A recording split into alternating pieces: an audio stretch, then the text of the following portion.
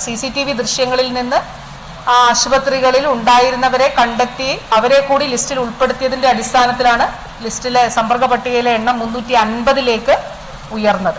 പ്രത്യേകിച്ച് കുഞ്ഞുങ്ങൾ ഇതിൽ കൂടുതലായിട്ടുണ്ട് ഈ ഒരു സമ്പർക്ക പട്ടികയിൽ. ഇന്നലെ നിശ്ചയിച്ച പ്രകാരം ജില്ലയിലെ +1 അലോട്ട്മെന്റ് പ്രവർത്തനങ്ങൾ ആരംഭിച്ചിട്ടുണ്ട്. DD എഡ്യൂക്കേഷനും ഇന്ന് രാവിലത്തെ മീറ്റിംഗിൽ പങ്കെടുത്തിരുന്നു. സാമൂഹ്യ അകലം പാലിച്ചുകൊണ്ട് മാസ്ക് ധരിച്ച് പ്രോട്ടോകോൾ പ്രകാരം തന്നെ ഈ പ്രവർത്തനങ്ങൾ പ്രത്യേകിച്ച് പാണ്ടിക്കാടും ആനക്കയത്ത് നടക്കുന്നുണ്ട് എന്നുള്ളത് ഉറപ്പാക്കുന്നുണ്ട്. പ്രത്യേകമായി വിദ്യാഭ്യാസ വകുപ്പിലെ ഉദ്യോഗസ്ഥർക്ക് ചുമതല നൽകിയിട്ടുണ്ട് ജില്ലയിൽ എന്നുള്ളതാണ് DD എഡ്യൂക്കേഷൻ ഈ മീറ്റിംഗിൽ അറിയിച്ചിട്ടുള്ളത്. ഇനി മാസ്ക് ധരിക്കാൻ മറന്നു വരുന്ന ആളുകൾക്ക് മാസ്ക് നൽകുന്നതിന് വേണ്ടിയിട്ടുള്ള ക്രമീകരണവും ചെയ്തിട്ടുണ്ട്. ഇന്ന് 9 പേരുടെ സാമ്പിളുകളാണ് കോഴിക്കോട് പരിശോധിക്കുന്നത്. ഈ പോസിറ്റീവ് കേസിൽ നിന്ന് സമ്പർക്ക പട്ടികയിലുള്ള 4 പേരുടെ സാമ്പിൾ തിരുവനന്തപുരത്ത് ഇന്ന് പരിശോധിക്കും. ഇപ്പോൾ മലപ്പുറം ജില്ല കൂടാതെ തിരുവനന്തപുരം ജില്ലയിലും പാലക്കാട് ജില്ലയിലുമാണ് സമ്പർക്ക പട്ടികയിലുള്ളവർ ഉൾപ്പെട്ടിട്ടുള്ളത്. തിരുവനന്തപുരത്ത് 4 പേരും, അതിൽ 2 പേർ പ്രൈമറി കോണ്ടാക്റ്റ് ആണ്, 2 പേർ സെക്കൻഡറി കോണ്ടാക്റ്റും. അതുകൂടാതെ പാലക്കാട് ജില്ലയിൽ 2 പേരാണ് ഉള്ളത്. അതിൽ ഒരാൾ ആരോഗ്യ പ്രവർത്തകയാണ്, ഒരു സ്റ്റാഫ് നഴ്സാണ്, മറ്റൊരാൾ ആശുപത്രിയിലെ സെക്യൂരിറ്റിയാണ്.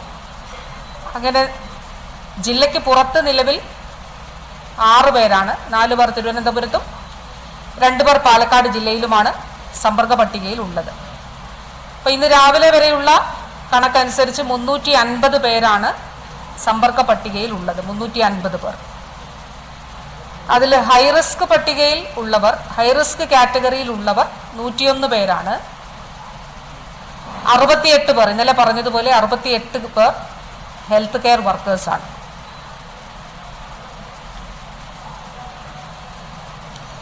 ഈ 9 പേരുടെ സാമ്പിൾ പരിശോധിക്കുന്നതിൽ ഈ കുട്ടിയുടെ അച്ഛൻ്റെയും അമ്മയുടെയും ഉൾപ്പെടെ സാമ്പിളുകൾ പരിശോധിക്കുന്നുണ്ട്. അവർക്ക് രോഗലക്ഷണങ്ങളൊന്നുമില്ല. ഇതുവരെ രോഗലക്ഷണങ്ങൾ, പനിയോ അങ്ങനെയുള്ള ഒരു ലക്ഷണങ്ങളും ഇല്ല. പക്ഷെ അവരുടെ സാമ്പിൾ ഇന്ന് പരിശോധിക്കുന്നുണ്ട്.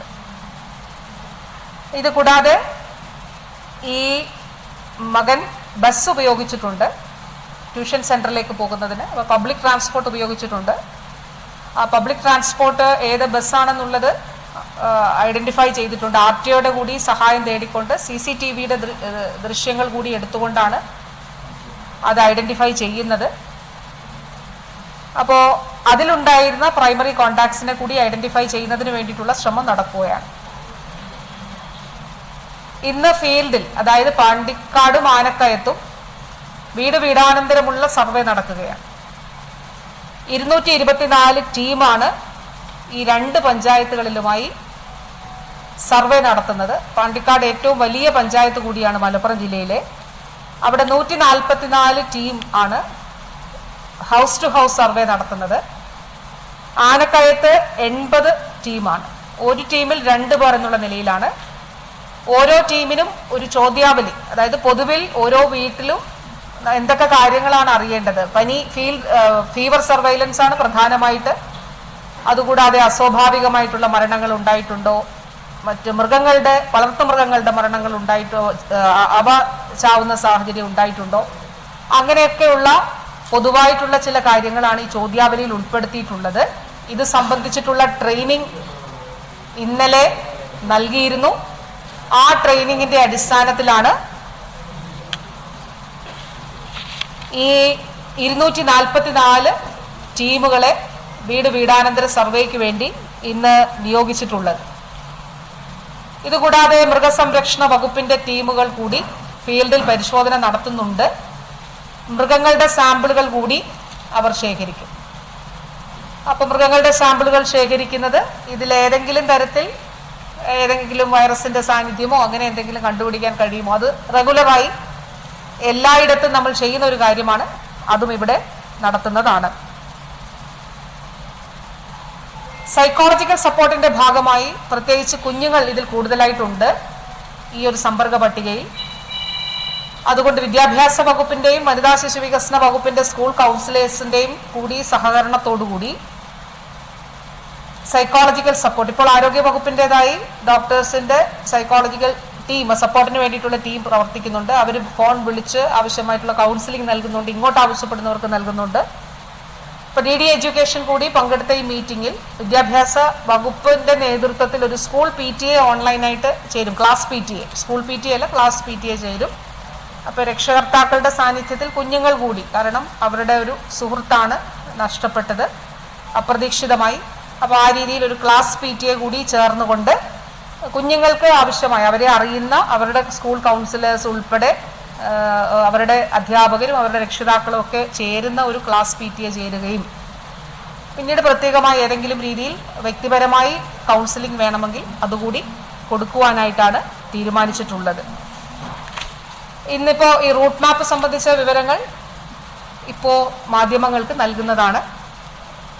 അതിൻ്റെ അടിസ്ഥാനത്തിൽ ഈ സ്ഥലങ്ങളിൽ ഇപ്പോൾ ഒരു ആശുപത്രിയിൽ തന്നെ OPയിൽ, പിന്നീട് കാഷ്വാലിറ്റിയിൽ, പിന്നീട് നിരീക്ഷണ മുറിയിൽ, വീണ്ടും OPയിൽ, പിന്നെ ക്യാൻറ്റീനിൽ അതിന് സമയം ഉൾപ്പെടെയാണ് നൽകിയിട്ടുള്ളത്. ഈ ആശുപത്രിയിൽ മറ്റു ദിവസങ്ങളിലൊക്കെ വന്നിട്ടുള്ളവരുണ്ടാകാം. അവരൊന്നും ആശങ്കപ്പെടേണ്ട, ആരും ആശങ്കപ്പെടേണ്ട, ഈ സമയത്ത് വന്നവരും ആശങ്കപ്പെടേണ്ട. ഒരു മുൻകരുതൽ എന്നുള്ള നിലയിലാണ് ഈ കാര്യങ്ങൾ നമ്മൾ പ്രസിദ്ധീകരിക്കുന്നത്. ആ സമയത്ത് അവിടെ ഉണ്ടായിരുന്നവർ ദയവായി, CCTV ദൃശ്യങ്ങളുണ്ട്, അപ്പോൾ അതിലൂടെ കുറച്ചുപേരെ ഐഡന്റിഫൈ ചെയ്തിട്ടുണ്ട്. അതാണ് ഇന്നലെ നമ്മൾ എടുത്ത കണക്കിൽ നിന്ന് കൂടുതൽ സമ്പർക്ക പട്ടികയിൽ ഇന്ന് ആളുകൾ ഉൾപ്പെട്ടിട്ടുള്ളത്. CCTV ദൃശ്യങ്ങളിൽ നിന്ന് ആ ആശുപത്രികളിൽ ഉണ്ടായിരുന്നവരെ കണ്ടെത്തി അവരെ കൂടി ലിസ്റ്റിൽ ഉൾപ്പെടുത്തിയതിന്റെ അടിസ്ഥാനത്തിലാണ് ലിസ്റ്റിലെ സമ്പർക്ക പട്ടികയിലെ എണ്ണം 350 ഉയർന്നത്. രോഗലക്ഷണങ്ങൾ ഉണ്ടെങ്കിൽ അത് ദയവായിട്ട് പറയണം. നമുക്ക് ഇതല്ല എന്നുള്ളത്, സമ്പർക്ക പട്ടികയിലുള്ളവർ തീർച്ചയായിട്ടും നിപ്പ അല്ല എന്നുള്ളത് നമുക്ക് റൂൾ ഔട്ട് ചെയ്യേണ്ടതായിട്ടുണ്ട്.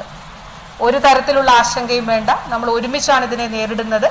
അപ്പോൾ ധൈര്യമായി ഇതിൽ ഈ ഒരു പനിയോ മറ്റ് രോഗലക്ഷണങ്ങളോ ഉണ്ടെങ്കിൽ തീർച്ചയായിട്ടും അറിയിക്കേണ്ടതാണ്. കൺട്രോൾ റൂം നമ്പറുകൾ പ്രസിദ്ധപ്പെടുത്തിയിട്ടുണ്ട്. വളരെ പ്രധാനപ്പെട്ട ഒരു കാര്യം കൂടി ഉണ്ട്. അത് പൊതുവെ ജില്ലയിൽ എല്ലാവരും നമ്മളൊരു പകർച്ചവ്യാധിയെ തടയുന്നതിനാണ് ശ്രമിക്കുന്നത്. രണ്ടാമത്തെ ഒരു കേസ് ഉണ്ടാകരുത് എന്നുള്ളതാണ് നമ്മൾ കാണുന്നത്. ഐസൊലേഷനിലുള്ളവർ 21 ദിവസമാണ് ഐസൊലേഷനിൽ ഇരിക്കേണ്ടത്. ഇൻക്യുബേഷൻ പീരീഡൊക്കെ കണക്കാക്കി ലാസ്റ്റ് ഡേ ഓഫ് കോണ്ടാക്ട് എന്നാണോ സമ്പർക്കത്തിൽ വന്ന അവസാന ദിവസം, ആ ദിവസം മുതൽ ആണ് കണക്കാക്കുന്നത്. ആ ദിവസം മുതൽ 21 ദിവസം എന്നുള്ളതാണ്. 21 ദിവസമാണ് ഐസൊലേഷനിൽ ഉണ്ടാകേണ്ടത്. ദുബായ് ഗോൾഡ് ആൻഡ് ഡയമണ്ട്സ് ഷോറൂമുകളിൽ ഓൾഡ് ഗോൾഡ് എക്സ്ചേഞ്ച് ഓഫറുകൾ. പഴയ സ്വർണ്ണാഭരണങ്ങൾ മാറ്റിയെടുക്കാം അത്യാകർഷകമായ ഓഫറുകളിൽ. കൂടാതെ 5% മുതൽ അഡ്വാൻസ് ബുക്കിംഗ് സ്കീമുകൾ. വെഡിംഗ് പർച്ചേസുകൾക്ക് സ്പെഷ്യൽ ഓഫറുകൾ. 18 കാരറ്റ് റോസ് ഗോൾഡ് ആഭരണങ്ങളുടെ വൈവിധ്യങ്ങൾ. ഡയമണ്ട് ആഭരണങ്ങൾക്ക് പണിക്കൂലിയിൽ 50% സ്പെഷ്യൽ ഡിസ്കൗണ്ടുകൾ. ഒപ്പം 0% പണിക്കൂലിയിൽ സ്വർണ്ണാഭരണങ്ങൾ സ്വന്തമാക്കുവാൻ മന്ത്ലി ഗോൾഡ് സേവിംഗ് സ്കീമുകളും. Dubai gold and diamonds, pride of generations.